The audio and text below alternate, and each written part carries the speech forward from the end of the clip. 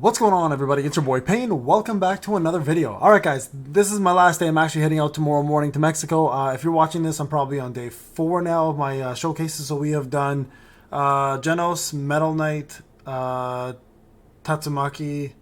Sorry, no. Genos, Zombie Man, Metal Knight, Tatsumaki. Actually, we're on day 5 now. So 5. This is Sonic now. We're going to be covering Sonic today. So I'm somewhere on the beach probably just having fun. With my family, and hopefully you guys will enjoy this video. Remember to like, subscribe, do all that jazz while I'm away.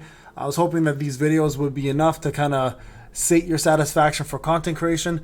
When I do come back though, I'll be going live again, and hopefully we have some more things to look forward to in the game, and I'm gonna be pushing for level 60 as soon as I possibly can, because I've obviously missed a few weeks of gameplay, or 1 week of gameplay I should say. So let's get into Sonic himself, talk all about him. Now Sonic is the top 3 units in my opinion in the game currently, next to Zombie Man and Tatsumaki.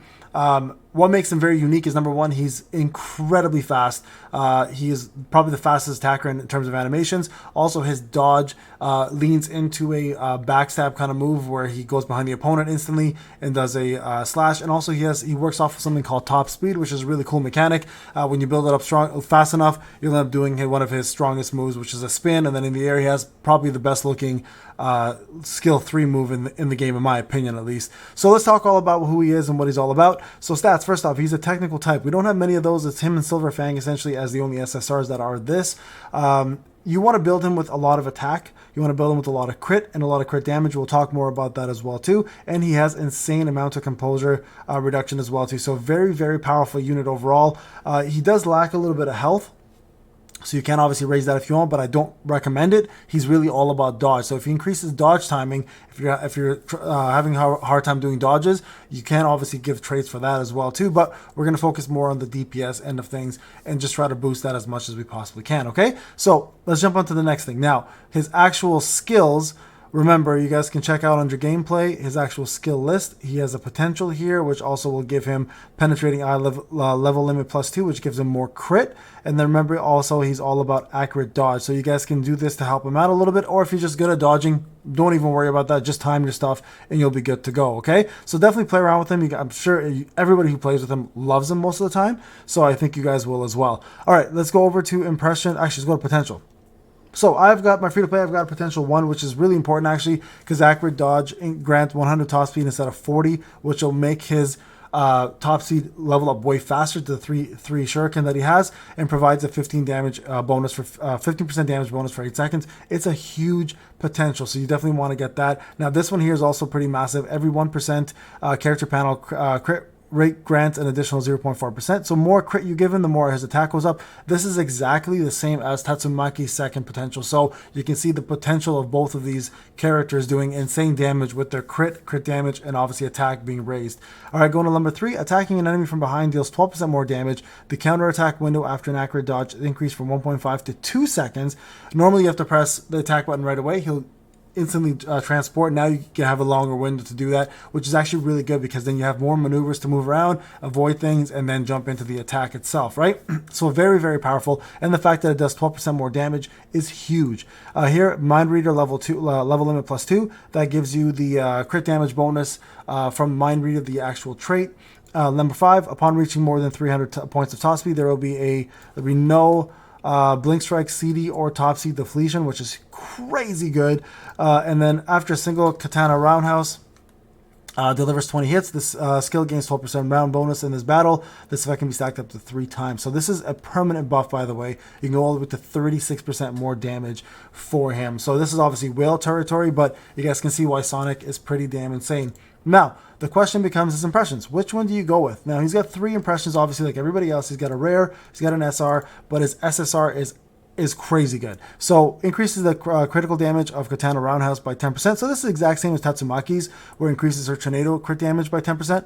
But the benefit here is he does this instead. Applies encouragement to all allies for 60 seconds, granting 40% attack and 100% technique attack bonus. If you have him in any technique characters like Silver Fang, they're skyrocketing in their damage. So really, really good. And this lasts for the whole battle. He gives everybody 40% attack already as it is. So you definitely want to get this if you can for him. to make him a way more powerful support unit as well as a damage dealer for himself, right?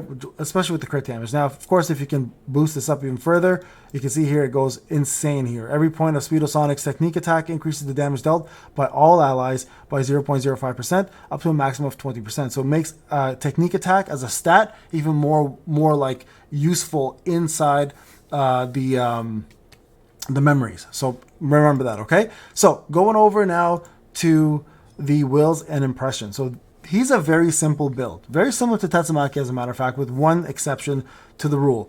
So number one, you absolutely want to get Mach 3. So Mach 3 is a special. If you go to his mechanisms, Mach 3 Ninja, which is, looks like a shuriken. Where is that? There it is. Each hit of Speedosonic Sonic normal attack / accumulates top speed 20% faster. If you get it to this one, it goes to 40% faster. And the Katana Roundhouse immediately grants a 15% damage bonus. The Roundhouse is the third skill, right, that he has. So you can see right there the circle for controllers. So definitely want to get this to level 3 as soon as you possibly can. I'm still working on getting mine there. Let me go back here. The next thing you want to do for him is you want to get Sneak Attack. Sneak Attack is really, really important. So because every time he does a counter, he always goes behind the enemy to do his special. So this is going to increase your crit by 20%, which means you're going to do way more crit often and do more crit damage because of it. You want to give him Penetrating Eye, so these two here, and Mind Reader. Okay, so Penetrating Eye, let me go to attack, which gives him a massive amount of crit. If you can get it even to level 4 is good enough for him, to be honest. And then Mind Reader is incredible level 3. So this and Sneak Attack are his big ones. The other ones you like aren't that bad. Is this one here, Victory Rush, which I do have on him. You want to get to level 2 at least. It's an easier one to get there. And then the last one here that's really good for him as well too is going to be the dodge one. I think it's Blatant Strike. No, hold on. Let me find it here. Oh, no, sorry, Impassioned is what I was talking about. This is the attack bonus. Now, you do want attack, obviously, because the more attack you have, the higher it scales with critical damage. So the less attack, the less it scales. So make sure, guys, you do build him with some attack. Don't just focus all crit and crit damage. If you don't have enough attack, crit damage doesn't do anything because it scales off of it, right? So it's very important, guys, to build your units with attack as well, especially when they're crit damage units. Alright guys, so just real quick, there are a couple honorable mentions here for survivability specifically for him. Okay, so if you want to go to survival, there's a couple things here that you may want to consider. They're mostly actually found under, I believe, performance. There we go. Swift move extends the forward dodge distance. So if you want to dodge further, an acute insight. This is the one I was talking about. If you're not very good at dodging, this increases the judgment time and vulnerability time for triggering accurate dodge. So you can definitely push this to level 2 if you want to continue doing his sneak attack from behind with his dodge move. And if you're not very good at dodging, I highly recommend doing this because it'll absolutely push the abilities and building of top speed much faster and in turn give you more DPS, right? So it doesn't matter if you build your DPS, if you can't dodge properly and you can't build top speed fast enough, it doesn't really help you in any way, shape, or form, even if your attack stat is high or your crit's high.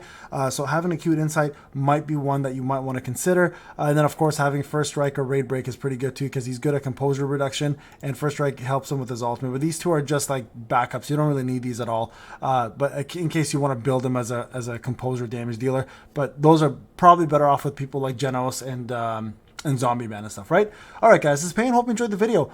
Best of luck on everything you guys do. I'll see you guys when I get back. I may or may not complete the SR videos today. I'm still debating, so you might have 2 days of no content from me. I'm a little tired because I gotta still finish packing and head out. But I'll miss you guys. I'll see you guys when I get back. This is Payne. Much love. Hope you guys have a lot of sunshine and love. And I'll catch you guys when I return on the 18th or maybe the 19th. All right, guys. See you next time. Take care.